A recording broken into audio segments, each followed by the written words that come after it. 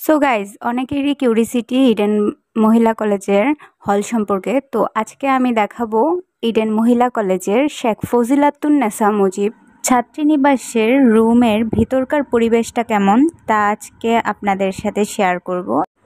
তো আপনারা দেখতেই পাচ্ছেন এই রুমের ভিতর 4টি বেড 4 কর্নারে রাখা, এবং কি প্রত্যেক বেডে আমরা 2জন করে বেড শেয়ার করে থাকি, অর্থাৎ আমরা 8জন একটি রুমে থাকি।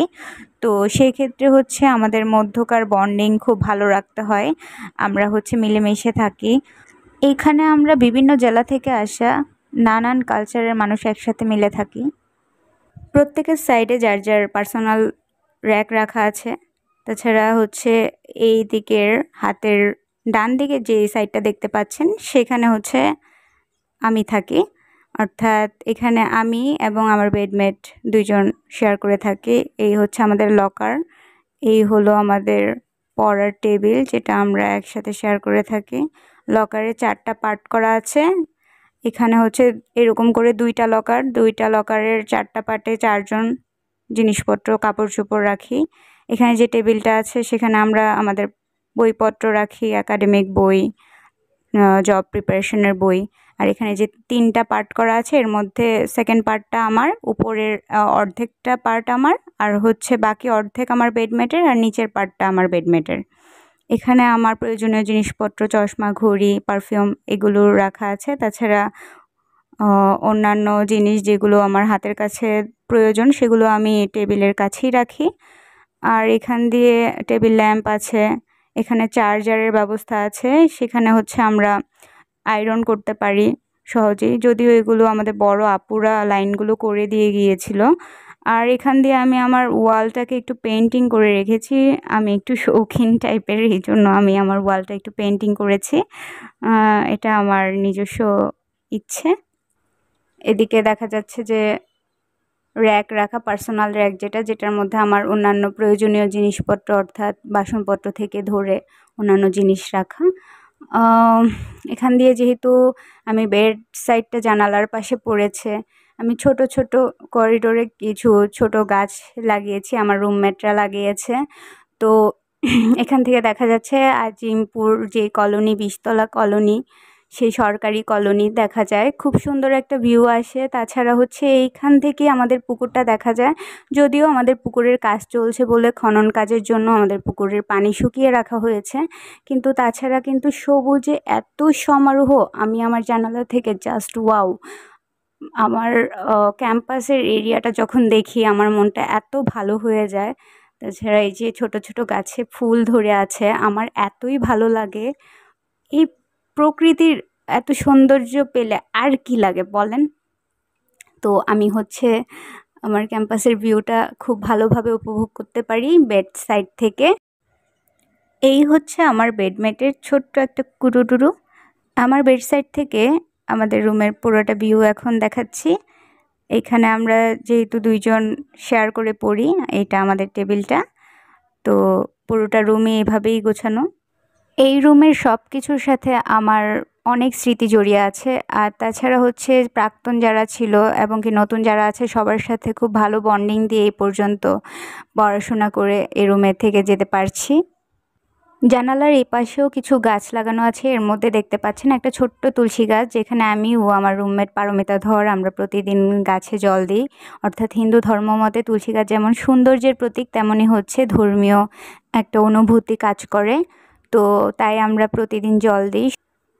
আমরা যেহেতু ছাত্রীনিবাসের 7তলায় থাকি, তো এখান থেকে কিন্তু পুরো ক্যাম্পাসটা খুব ভালোভাবে দেখা যায়। দেখতেই পাচ্ছেন ক্যাম্পাসের ভিতরে অনেকগুলো নারিকেল গাছ দেখা যাচ্ছে বড় বড়।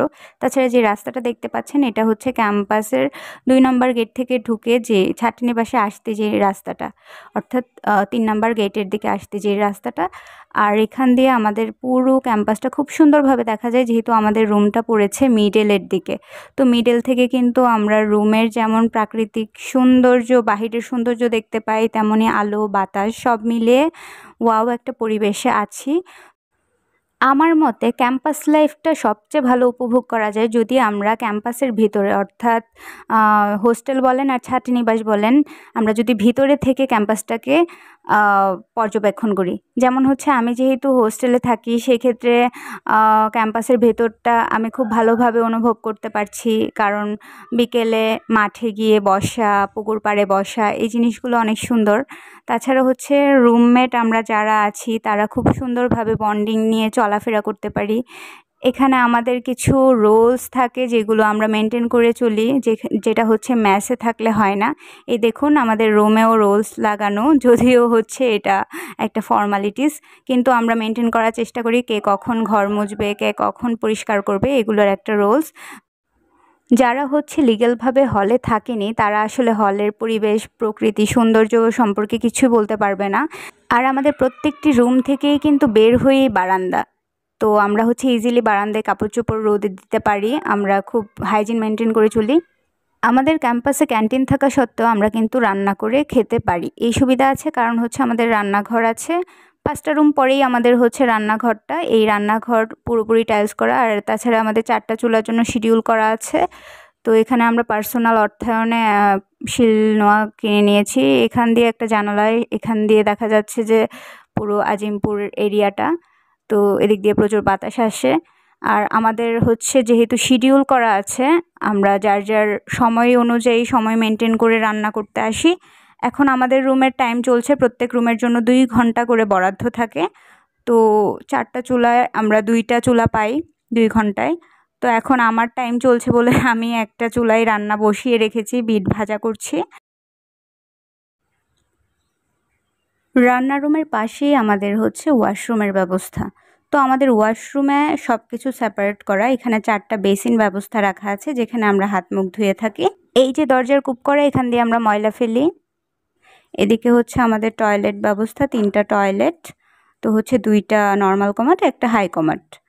আর এদিক দিয়ে হচ্ছে স্নান করার ব্যবস্থা, অর্থাৎ বাথরুম যেটা। তো হচ্ছে এখানে 3টা বাথরুম সেপারেট করা। তো এখানেও সিরিয়াল রেখে যেতে হয়, যখন হচ্ছে মেয়েরা স্নান করে তখন হচ্ছে সিরিয়াল রেখে যায়। এটা সিরিয়াল মেনটেনের জন্য করা হয়। তো এই হচ্ছে আমাদের লিফটের ব্যবস্থা। নিচ থেকে 11 তলা পর্যন্ত লিফট আছে, আমাদের 4টি লিফট। তো লিফটে পর্যাপ্ত জায়গা। এই ছিল আমার রুমের একটি ছোট্ট ভিডিও। তো এই পর্যন্তই আমার এই ব্লগটি। সবাই ভালো থাকবে, নেক্সট ব্লগে দেখা হবে। Tata, bye bye.